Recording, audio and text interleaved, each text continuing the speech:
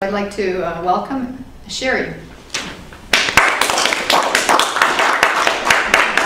Great outfit. Well, I don't know if I'll keep this scarf on very long because I don't know how they do it over there. They keep it on, but mine keeps falling off. But we'll see. Anyway, this is what they wear in India. Now, how many of you maybe have a friend that's from India, or you've seen pictures of India? Anybody? Most everybody. Well, India has a slogan. It's called Incredible India, and that's their advertisement, to come and see India. Well, I just want to tell you, it is incredible. I just want to share a little bit about my trip, and of course, I was there for 3 weeks. How do you condense 3 weeks into 6 minutes? I don't know, but we'll try. So one of the reasons my husband and I wanted to go to India was, first of all, I've never been to another country except if you come across the border. So I wanted to go to another country and just see if I really could do it. And part of that is because I have a medical reason that I take drugs that suppress my immune system because I have a kidney transplant. And it could be dangerous to travel to a developing nation where there's all sorts of microscopic germs that could cause bad things. And I've heard horror stories, actually, of people coming back from India with such terrible things. Fortunately, I didn't get sick except to catch a cold, and so I learned that, yes, I can do this.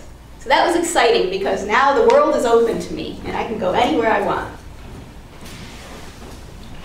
The other reason we wanted to go was because we wanted to look at how people are developing the nation, and we wanted to also look at Christian work that is happening there.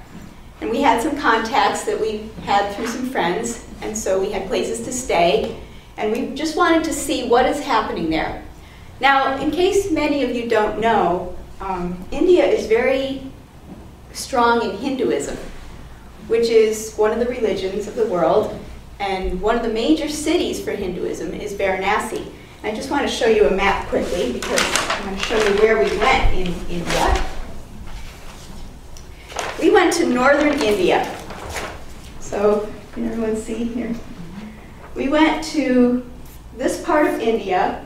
We went to New Delhi, and we went to Varanasi, which is on the Ganges River, which runs through India, and we went to Lucknow. Lucknow used to be the seat of British government. So that's basically where we went. We also made a quick trip up to Kathmandu, but I'm not going to talk about that today. Well, Varanasi is on the Ganges River, and the reason that it's a major Hindu city is because people go there to die so that their ashes can go into the Ganges River, which they believe is holy. So people go there and they have what's called the burning ghats, and ghats are just stairs down into the river, which there's a whole long, along the edge of the river, there's ghats all along the river. So people can go down into the river and they wash, they bathe, they wash dishes, they do everything in the river, which if you knew what was in the river, you would be. But anyway, so then their ashes also go in the river, and they believe that that's an immediate transportation into heaven. So that's why many people try to get to Varanasi at some point in their lives, and especially at the end of their life. They have old people's homes there that there's caretakers and that kind of thing. There's also other religions in India. It's kind of a mishmash of languages, a mishmash of religions, a mishmash of cultures, but somehow it all works. And the other religions are Muslim and Christianity. There's also Sikhism and Buddhism and Jainism. So there's quite a few different religions, and everyone kind of works together. We heard Muslim prayer calls because it was Ramadan when we were there.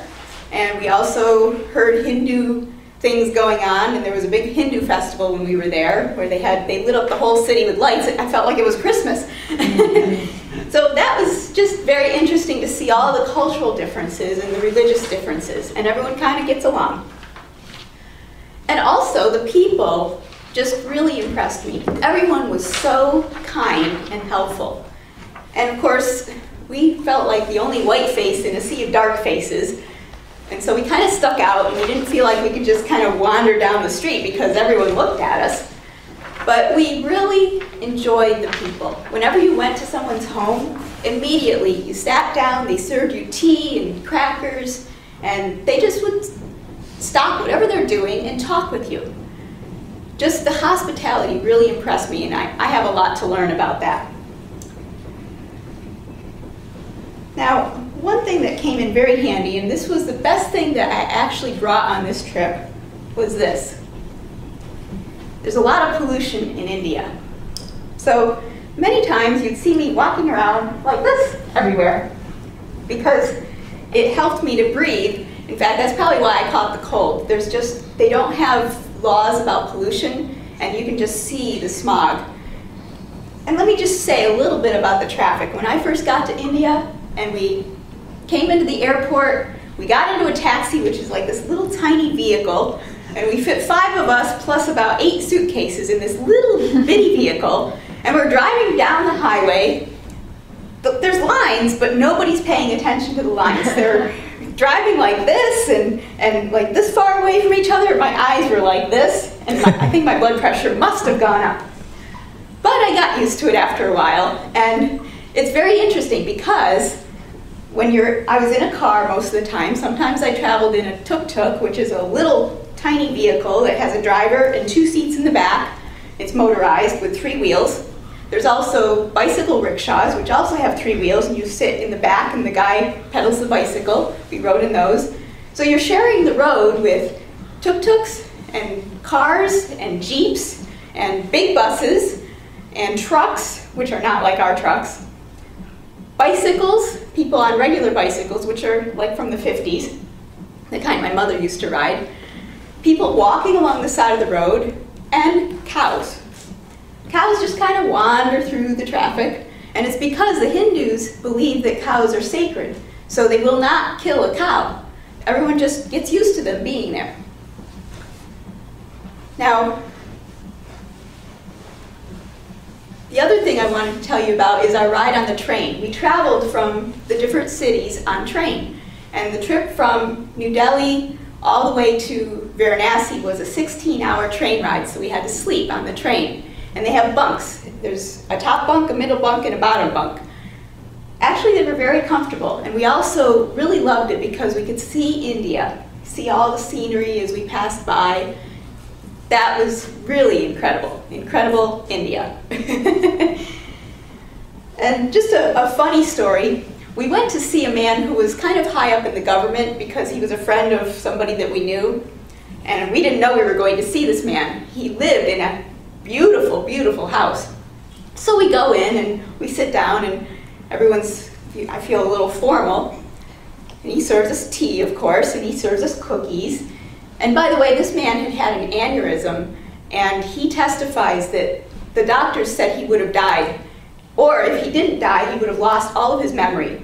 He's totally fine, and he just tells us that it was because of his faith in God. So here's this man high up in the government that believes in God, he's a Christian, and we just sang Christian songs together.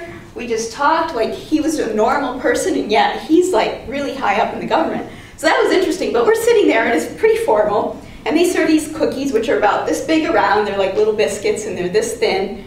And of course, they serve these little teacups, like the old English teacups on a little saucer. Mm-hmm. And so I put my cookie on the saucer, and it kind of hung off a little bit because it was too small.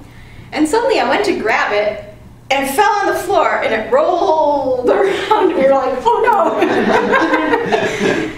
So that was one of my fun experiences. And the most rewarding experience was when we went to a children's home, and we visited the children there, and all the girls wanted to hug me, and I gave all the girls a hug. So one of them wanted a hug for like 5 minutes. I was just hugging her forever, and it was just really wonderful.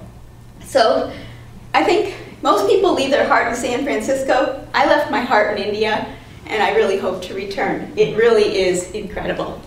Madam Toastmaster.